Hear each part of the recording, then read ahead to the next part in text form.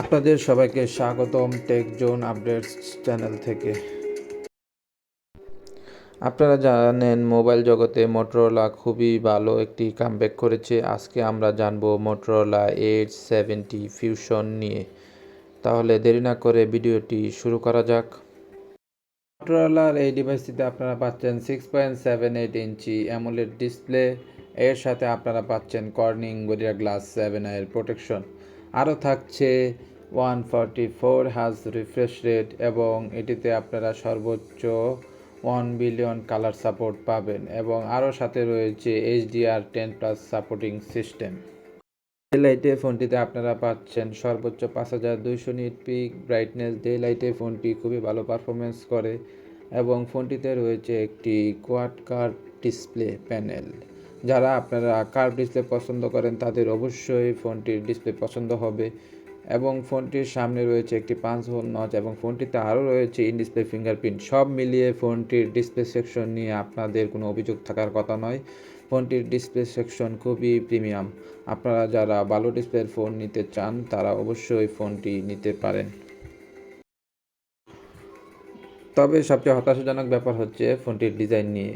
মোটরোলার এই ফোনটিতে আপনারা কোনো নতুনত্ব পাবেন না। এটি মোটো 60 ফিউশনের একটি কার্বন কপি এবং ফোনটি মূলত বিল্ড আপ করা হয়েছে একটি প্লাস্টিক ফ্রেম দিয়ে। ফোনটির ওয়েট হচ্ছে 177 গ্রাম এবং এর থিকনেস হচ্ছে 7.99 মিলিমিটার এবং ফোনটিতে আপনারা IP রেটিং হিসাবে পাচ্ছেন IP68 এবং IP69। যারা একটি লাইট ওয়েটের একটি ফোন খুঁজছেন তারা মোটরোলার এই ডিভাইসটি নিতে পারেন, কারণ এটি খুবই একটি স্লিম এবং লাইট ওয়েট ফোন। এখন আমরা ফোনটির চিপসেট নিয়ে কথা বলবো। ফোনটির চিপসেটে ইউজ করা হয়েছে Qualcomm Snapdragon 7S Gen 4 processor, যেটি একটি 4 ন্যানোমিটারের প্রসেসর। মাল্টিটাস্কিংয়ের জন্য ফোনটি বেশ ভালো, কিন্তু গেমিংয়ের জন্য ফোনটি অ্যাভারেজ পারফরমেন্স দিবে। এই প্রসেসরটি আরও কম বাজেটের ফোনেও আমরা পেয়ে থাকি, সুতরাং আমরা আরও আশা করেছিলাম যে এই প্রাইস রেঞ্জের মধ্যে হয়তোবা আরও একটু ভালো প্রসেসর দিবে। যাই হোক, এত হতাশা হওয়ারও কিছু নেই। ক্যামেরা সেকশনে ফোনটি আমাদেরকে খুব ভালো কিছু অফার করছে। ফোনটির ফ্রন্টে রয়েছে 50 মেগাপিক্সেলের একটি লেন্স এবং 13 মেগাপিক্সেলের একটি আলট্রা ওয়াইড লেন্স। ফোনটি দিয়ে আপনারা সর্বোচ্চ 4K 30 fps এর ভিডিও রেকর্ডিং করতে পারবেন এবং ফোনটির সেলফিতে পাচ্ছেন আপনারা 32 মেগাপিক্সেলের একটি সেলফি ক্যামেরা। সবচেয়ে ইন্টারেস্টিং ব্যাপার হচ্ছে ফোনটিতে আপনারা পাচ্ছেন হরিজন লক, যেটি শুধুমাত্র স্যামসাং S26 সিরিজে ইউজ করা হয়।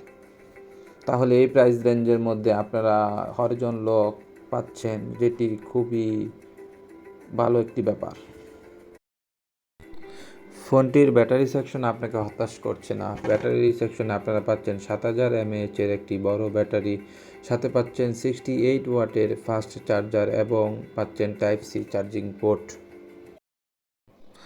ফোনটি আপনারা একবার চার্জ দিয়ে অনায়াসে 1 থেকে 1.5 দিন চালাতে পারবেন। যারা হেভি ইউজ করেন তাদের জন্য ফোনটি খুব বেশি একটা প্যারা দিবে না। এত কিছু তো জানলাম, এখন আমরা ফোনটির প্রাইস এবং স্টোরেজ নিয়ে কথা বলবো। ফোনটি আপনারা 8 এবং 128 জিবি ভ্যারিয়েন্টটি আপনারা বাংলাদেশ মার্কেটে পাচ্ছেন 36 থেকে 38 হাজার টাকায় এবং 256 জিবি ভ্যারিয়েন্টটি আপনারা বাংলাদেশ মার্কেটে পাচ্ছেন 41 থেকে 42 হাজার টাকায়। ফোনটির প্রাইস রেঞ্জ মোটামুটি একটু হাই। আপনারা যারা ফোনটি কিনতে চান তারা আর কিছুদিন ওয়েট করলে পারবে। ভিডিওটি ভালো লাগলে আপনারা আমার চ্যানেলটিকে সাবস্ক্রাইব করে দিবেন আরও নতুন নতুন টেক ভিডিও পেতে।